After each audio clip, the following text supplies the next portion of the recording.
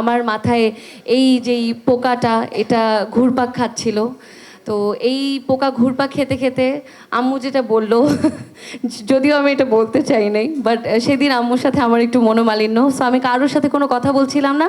আমি জাস্ট গাড়িতে উঠেই চিন্তা করলাম যে আমি অনুষ্ঠান স্থলে পৌঁছানোর আগে এই গানটা লিখে ফেলবো, এবং যেই ভাবা সেই কাজ। আমি আসলে গাড়িতে বসে বসেই যা লিখেছি সেটাই আপনারা শুনছেন। এবং আমি অনুষ্ঠানস্থলে যাওয়ার পরে সুরের যে কাঠামোটা পুরো জিনিসটা আমি আসলে তৈরি করে ফেলি, পরবর্তীতে গানটা রেডি করা হয়।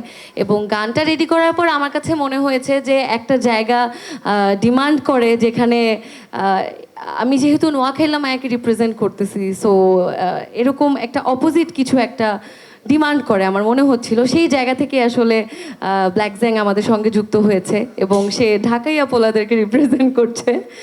আর এরপর গানটা যখন তৈরি হয়ে যায় তখন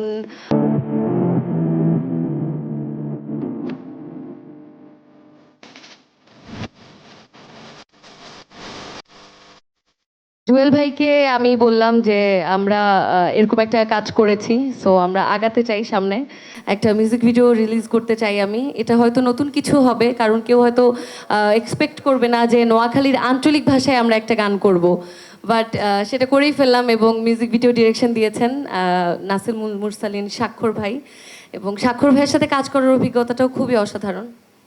সো সব কিছু মিলে নোয়াখাইলা মাইয়া হয়ে গেল একটা নতুন গান। চেষ্টা করেছি একটা নতুন কিছু করতে, এবং আমার বিশ্বাস যে কাজটা আপনাদের নিশ্চয়ই ভালো লাগবে।